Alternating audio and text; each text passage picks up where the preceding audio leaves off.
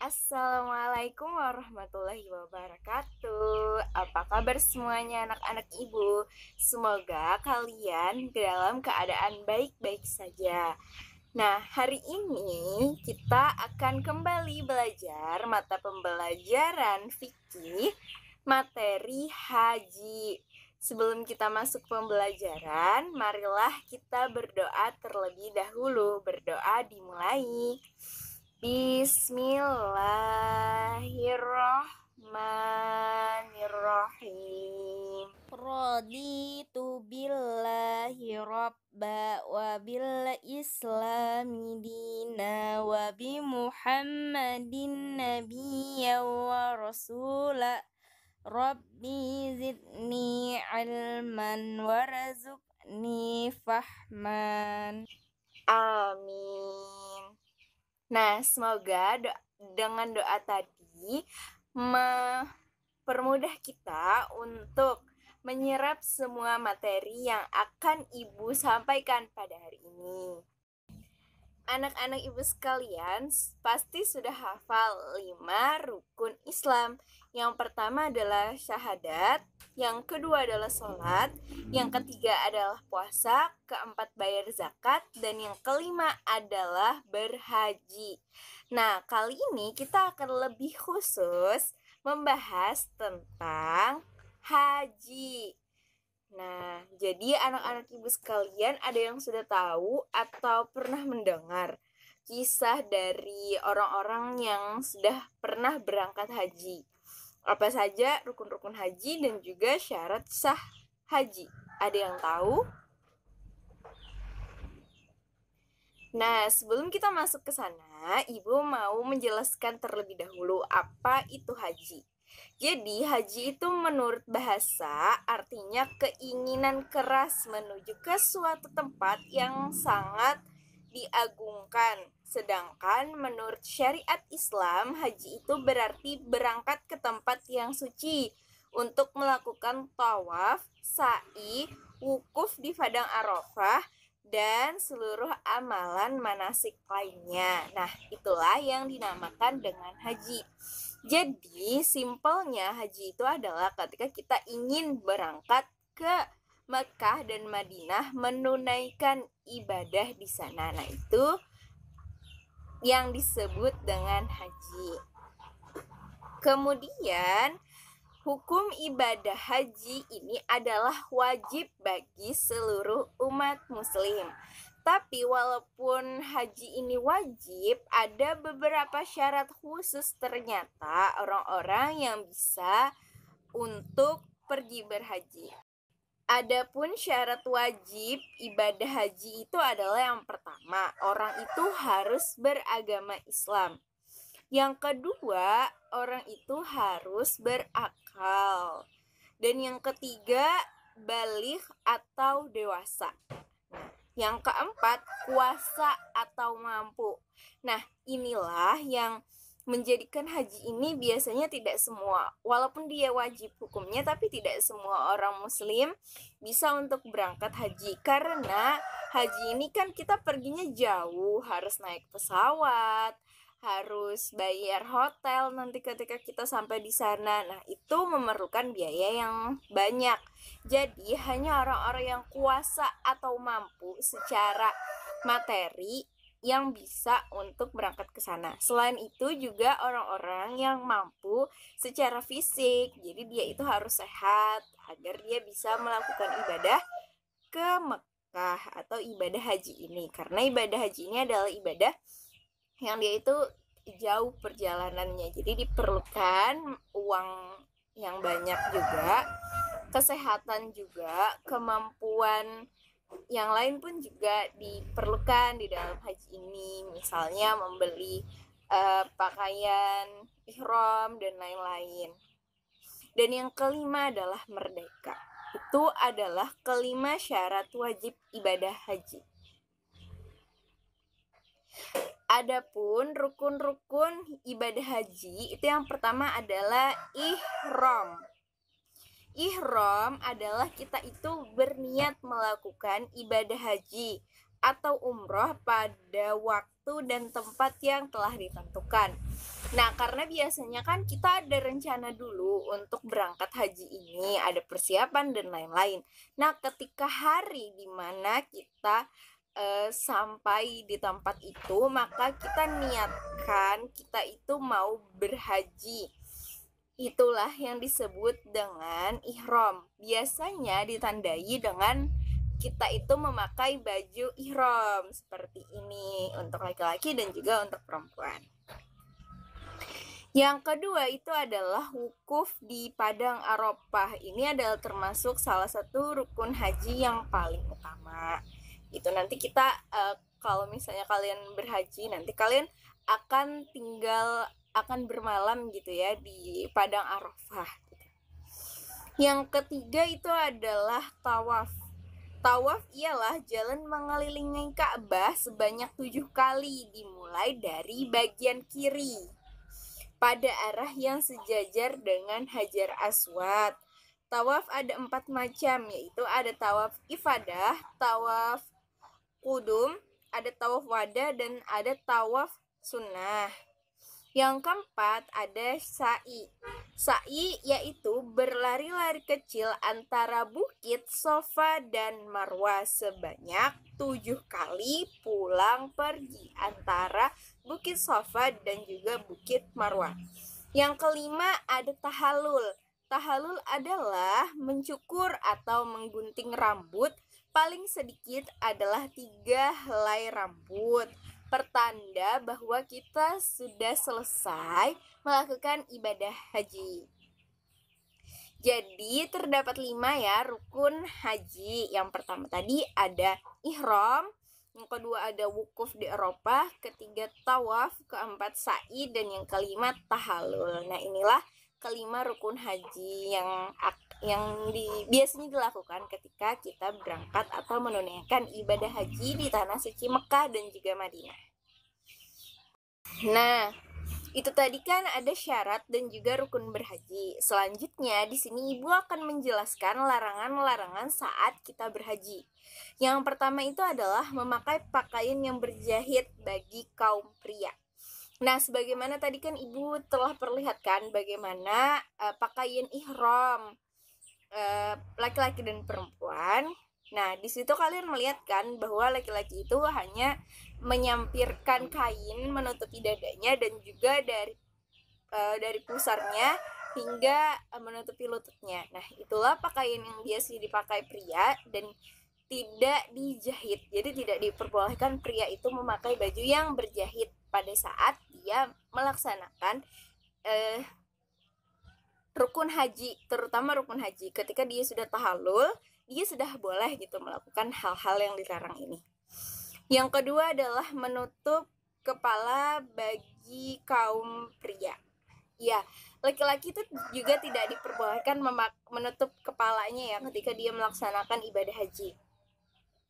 Yang ketiga, menutup muka dan telapak tangan bagi perempuan. Nah, jadi ketika pelaksanaan ibadah haji ini, perempuan juga dilarang untuk mengenakan cadar dan juga mengenakan sarung tangan gitu, karena tidak boleh untuk menutup muka dan juga telapak tangannya. Yang keempat adalah memakai wangi-wangian setelah ihram, baik laki-laki maupun perempuan.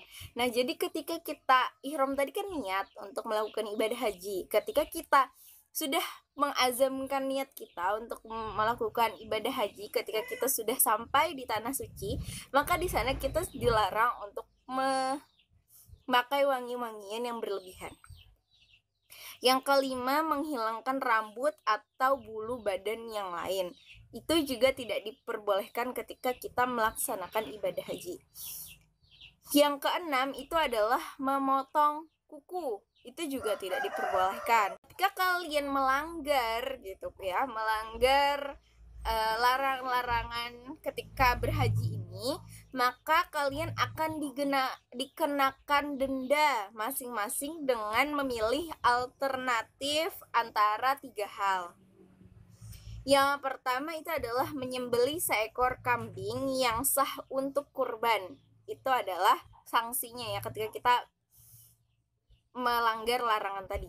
Yang kedua pilihannya adalah puasa 3 hari. Atau yang terakhir adalah bersedekah 3,5 gentang atau 3,5 liter makanan kepada 6 orang miskin. Nah, itu tadi adalah sanksi ketika kita melanggar larangan-larangan ketika melaksanakan ibadah haji. Selanjutnya ada lagi gitu larangan melaksanakan ibadah haji, yaitu mengadakan akad nikah. Nah, jadi ketika kita melakukan ibadah haji itu tidak boleh dicampur dengan melaksanakan akad nikah. Jadi, selesaikan dulu hajinya baru melaksanakan pernikahan. Itu diperbolehkan. Kedelapan adalah bersetubuh. Hal tersebut berarti melanggar haji, maka tidak sah hajinya dan harus menyembelih seekor kambing menurut dalil yang kuat. Itu juga tidak boleh. Yang ke-9, berburu dan membunuh binatang liar dan halal dimakan. Itu juga dilarang ketika kalian melaksanakan ibadah haji. Setelah tadi Ibu sudah menjelaskan tentang materi syarat haji, rukun haji, dan juga apa saja hal-hal yang dilarang ketika pelaksanaan ibadah haji, serta sanksi apa yang akan kita dapat ketika kita melanggar larangan tersebut. Nah, selanjutnya di sini Ibu akan menjelaskan tentang tata cara pelaksanaan ibadah haji. Yang pertama itu adalah ihram. Yang kedua itu adalah melakukan wukuf di padang Arafah. Yang ketiga adalah tawaf ifadah. Tawaf ifadah ini adalah tawaf ketika kita baru sampai di Mekah, kemudian kita tawaf 7 kali mengelilingi Ka'bah dengan melantunkan talbiyah dan juga zikir. Yang keempat itu ada sa'i. Sa'i itu adalah berlari-lari kecil antara Bukit Sofa ke Bukit Marwah 7 kali bolak-balik ya. Terus yang kelima ada berada di Musdalifah. Nah, waktu berada di Musdalifah ini adalah selepas maghrib 9 Zulhijjah sampai ketika fajar 10 Zulhijjah. Itu waktunya kita berada di Musdalifah. Yang keenam adalah melontar jumroh Aqobah. Nah, melontar jumroh Aqobah ini adalah kita melempar 7 batu gitu, tidak langsung 7 sekaligus, tapi satu kali gitu ya. Dan ini biasanya dilaksanakan pada tanggal 10 Zulhijjah. Ketujuh adalah mencukur rambut, minimal itu adalah 3 helai. Kedelapan, melontar 3 jumroh. Nah, dilaksanakan pada hari tasyrik, yaitu pada tanggal 11, 12, dan 13 Zulhijjah. Kesembilan ada bermalam di Mina. Bermalam di Mina ini juga dilaksanakan pada hari tasyrik, yaitu pada tanggal 11, 12, dan 13 Zulhijjah. Yang ke-10 ada tawaf wada. Tawaf wada ini adalah tawaf perpisahan. Kalau tadi tawaf ifadah itu adalah tawaf baru datang, kalau tawaf wada ini adalah tawaf kita mau kembali ke tempat kita gitu, mau meninggalkan tanah suci Mekah dan juga Madinah. Atau biasanya disebut dengan tawaf perpisahan. Yang ke-11 adalah tahalul. Tahalul ini adalah prosesi kita menggunting rambut kita tadi minimal 3 helai, dan ini adalah sebagai bukti gitu kalau kita sudah melaksanakan seluruh rangkaian ibadah haji. Nah, itu tadi semua tata cara pelaksanaan ibadah haji. Nah, dari sini apakah anak-anak ibu sekalian ada yang ingin bertanya tentang materi kita hari ini? Nah, baik, kalau anak-anak ibu semuanya sudah paham, maka ibu akan memberikan kalian tugas. Silahkan kalian buka materi kalian di buku halaman 49. Tolong dikerjakan ya soal yang ada di sana semuanya termasuk esainya. Nah, mungkin ini adalah penjelasan yang dapat Ibu sampaikan. Karena anak-anak Ibu sekalian tidak ada yang ingin bertanya, maka kita cukupkan pembelajaran kita hari ini. Nah, sebelum kita tutup pembelajaran hari ini, marilah kita simpulkan bersama-sama materi kita pada hari ini. Materi kita pada hari ini adalah tentang ibadah haji ya. Nah, ibadah haji tadi hukumnya adalah wajib. Nah, wajib bagi seluruh umat Islam yang mampu. Catatannya adalah mampu. Tidak dipaksakan. Ketika memang kita tidak punya kemampuan untuk melakukan ibadah haji, maka tidak apa-apa gitu. Yang penting kita sudah ada niatnya untuk melaksanakan ibadah itu. Yang kedua, ada 5 syarat wajib haji. Yang pertama itu beragama Islam, kedua berakal, ketiga itu balik atau dewasa, keempat itu kuasa atau mampu, dan yang kelima adalah merdeka. Nah, selanjutnya ada rukun ibadah haji. Yang pertama adalah ihram, yang kedua itu adalah wukuf di padang Arafah, yang ketiga tawaf, keempat sa'i, dan yang kelima adalah tahallul. Nah, selain itu juga ada larangan-larangan saat berhaji. Yang pertama itu tidak boleh memakai pakaian yang berjahit bagi laki-laki dan juga tidak boleh menutup kepalanya bagi laki-laki. Yang kedua, bagi kaum perempuan gitu ya, tidak boleh menutup muka dan juga telapak tangannya ketika dia melaksanakan ibadah haji. Yang ketiga adalah memakai wangi-wangian yang berlebihan itu setelah ihram, itu juga tidak diperbolehkan. Yang kelima, menghilangkan rambut atau bulu badan yang lain gitu juga tidak boleh ketika kita melaksanakan ibadah haji. Keenam, ada memotong kuku, itu juga tidak dibolehkan. Ketujuh, mengadakan akad nikah juga tidak dibolehkan.